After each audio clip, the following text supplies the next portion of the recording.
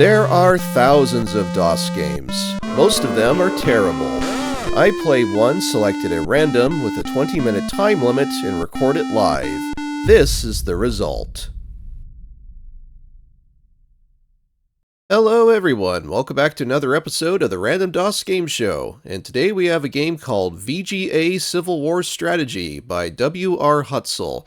Now the copyright there says 1998, but this game dates all the way back to 1992 it appears. It's just that it's been updated several times.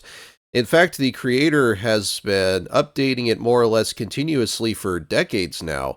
If you go to his website, you'll find that not only does this game have a free download for both DOS and Windows compatible versions, but it's even available on the Microsoft Store. So that's pretty impressive for a game that came out back in 1992. I'll go ahead and post the link to the website here in case you're interested. But without any further ado, let's go ahead and proceed. And we're greeted to another title screen of sorts, and PC speaker music is being played. I think that might be a Civil War era song. I unfortunately don't know which one it is, though. But yeah, suffice to say, this is based off of the American Civil War from the 1860s. So we'll just go ahead and start a new game. And we're in. And we have a strategic map by the looks of things. F1 provides help. Okay. Object of the game, map display. What's the object of the game? Side that gets the most victory points before any end of game conditions are reached wins. Okay, he tells you what you get the victory points for. Pretty much waging effective warfare against the other side. End of game conditions are based on time, percentage of cities, income, capital. So there's a bunch of different possible victory conditions, it looks like. Okay, so getting started. Okay. I mean, kudos to having a pretty comprehensive degree of help options, but I think I might just toy around and see what we got to work with here for the different commands here. Speaking of commands. Okay, looks like there's a bunch of different commands that you can offer. This is all keyboard operated, it appears. And it looks like, yeah, it looks like by default you start on the Confederate side, which is a bit of an odd choice. You would think that by default they would stick you with the Union to start with, but you can switch between the sides here, so I'm the Union now. But for the purposes of this first impressions video, though, I'm going to play as the Confederacy, not because I'm some lost causer or anything like that. It's just that I'm probably going to be pretty terrible at this game when I'm playing it for the first time here, and if I'm going to lose, I would much rather be playing as the Confederacy because, you know, slavery and all that sort of thing. So, let's see what we've got, though. Looks like you can have more than one player play if you're so inclined. It's probably a hot seat multiplayer option. Graphics, you can choose between those. I'm not going to fool around with this too much, though, because I did a brief test session earlier, and at least one of these crashed the game. I can't remember which one it is either, but there are a whole bunch of different options for the graphics and sound, and you can change the various victory conditions and realism options, or make things fairly random if you so wanted to. So there's a lot to offer here for fans of strategy games. And I believe this is a turn-based strategy game. Obviously, time is not progressing while we're deciding what to do. So it's March 1861, so the war has pretty much just kicked off, if my memory serves me correctly, what I learned from Civil War history. So let's start with troops. Input your decisions now for the rebel side. Yeah, so Oh, this is for recruiting troops. Interesting. Okay. Well, and we have a limited amount of funds available to work with as well. Let's go ahead and recruit some troops from Fort Donelson. There we go. And I think maybe that'll do for now. Looks like there's naval combat too, ships. Looks like the Confederacy currently does not have a navy. I think that's a Union fleet there on the East Coast. So we need to start building ships if we want to challenge the Union effectively on the high seas. Let's start building at Jacksonville. Okay. And looks like, can we already... Yeah, looks like we can already move it. Charleston? Rebel fleet of one ship is sailing to its destination there. Okay. Looks like it can't do anything else with ships since that's blank. Let's see. Railroad. I think this might be for faster travel for the armies, because that was and still is really one of the most efficient ways to transport armies across land. So, Vicksburg, where do we want to send it to? Well, we want to send it closer to the front lines, I'm sure. So, let's see what we got to work with. Looks like this is in... Yeah, this is in alphabetical order, it looks like. Let's send him to Fort Donelson with the other army. Okay, there's a little train icon there showing that it's in progress, I think. Troops... Yeah, that's for recruiting again. How about moves? Input your decisions for the rebel side. For the troops... How about the troops in Richmond? Move to Manassas. I get the feeling we might be reenacting the first battle of Manassas before long here. Can we get... Let's see. Looks like we can't move all of the rebel armies. Let's see. Yeah. Probably because... Yeah, we can't move the rebel army of Fort Donelson probably because we just raised that army. So let's take this and this army and also go to Manassas. I think we'll end turn there and see what happens. Yes. So now the Union side is making their moves. Union fleet of 5 ships. Oof. Uh-oh. The naval combat. Oh, what do you know? We actually sunk one. But, yeah. We were no match for that. That was just an auto battle. I had no control over that. So, the Union is in firm control of the high seas. Press any key for the events. Okay.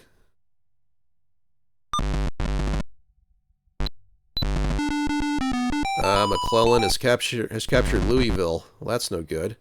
Fremont attacks Johnson in Manassas. Ah, okay. So, rebel victory! Yeah!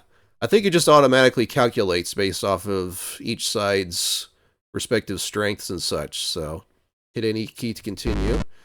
So, just like with real world history, the first Battle of Manassas was a Confederate victory. But, let's see what we've got here. How about... Well, maybe we'll keep them at Manassas to defend for now. But how about the rebel army at Nashville? We'll move to Beauregard to shore up the other army. This is pretty engaging, I have to say, despite the relatively primitive presentation and whatnot. Now, the Union Navy is running roughshod right now, so let's go ahead and try to build as far away as possible until we can get a strong enough fleet. So we're just going to let that fleet sit there until we get more ships. In fact, can we build another one? Yes, so we have 2 ships now in a fleet.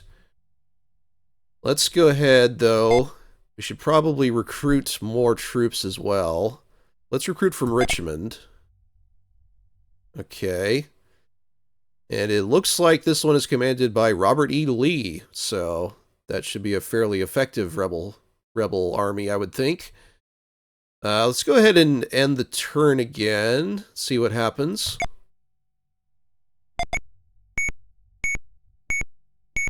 Union is amassing quite a few forces, and it looks like the Union Navy is shelling Charleston.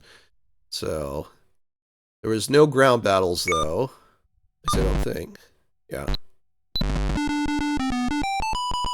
Captured. So the Union has captured another position. McClellan has captured Nashville. We should probably do something about McClellan here. Bruel's destroyed the forts at Memphis. Uh-oh. We probably should have stationed some troops there, shouldn't we? Yeah. Like I said, I knew this probably wasn't gonna go smoothly, so...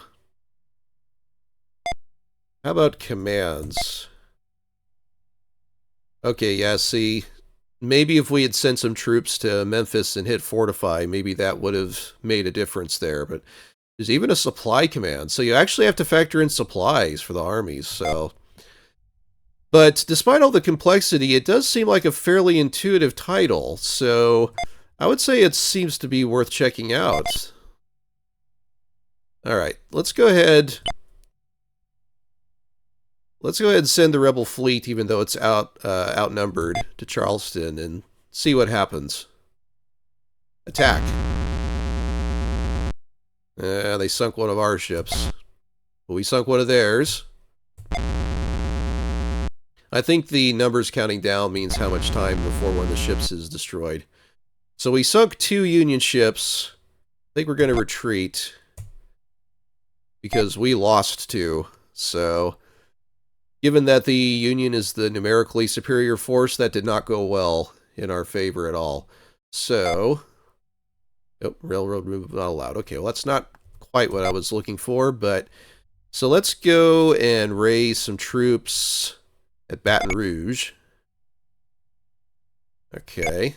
We need to do something about these Union armies, though, that are striking south over to the west here. I mean, we seem to be holding them pretty well over on the Manassas and Richmond fronts, but things aren't looking well at all on the west. So let's go ahead. Yeah, maybe we can recruit some more troops here. So that increases the strength of the army at Fort Donelson. Let's take our largest force and... McClellan's got a lot of troops. Let's go ahead and try, though. Okay. And maybe our forces at Manassas. How about, there are 2 J.E. Johnstons, I think. That's interesting. Not sure if that's a bug or what, but... Let's try hitting Hope here. Yeah, let's end the turn. Yes. Union side is making their moves. They are reinforcing in a big way. Charleston is getting shelled more and more. They're reinforcing. Okay.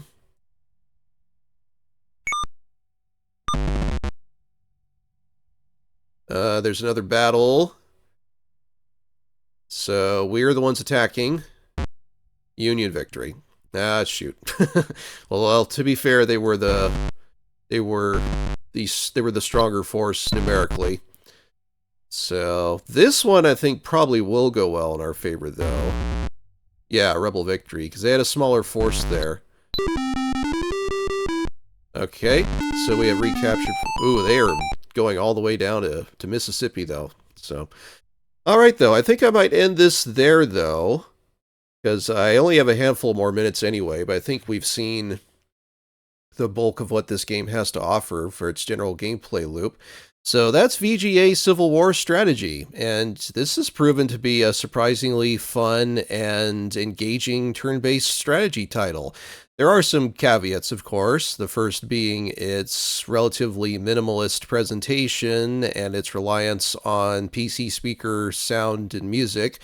There's also no apparent ability to directly influence the outcomes of battles. There are no battle screens, for instance, that you can enter to take command and issue tactical orders to tilt the odds in your favor against a numerically superior foe.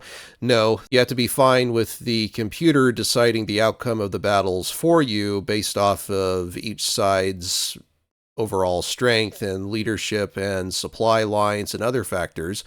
But if you don't mind that, then yeah, this is a surprisingly engaging and nuanced take on turn-based strategy games for DOS.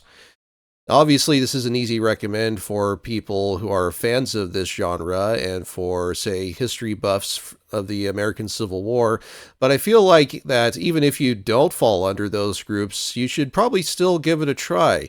The game might seem impenetrable at first, with it being solely keyboard controlled and all the myriad of commands and options on the strategic level. But honestly, once you start wrapping your mind around how everything works, it's actually surprisingly intuitive. So, yeah, consider this a strong recommendation for me. Check it out if this seems interesting to you. And if you fancy yourself an armchair general, there are plenty more strategy games in the DOS gaming library, several of which have already been covered here on the Random DOS Game Show. You can find them in the channel playlists, and if you like what you see, consider subscribing. That's all for today. Looks like those dang Yankees are gonna win, which, if we're being honest, is probably for the best historically. And until next time, take care, everyone.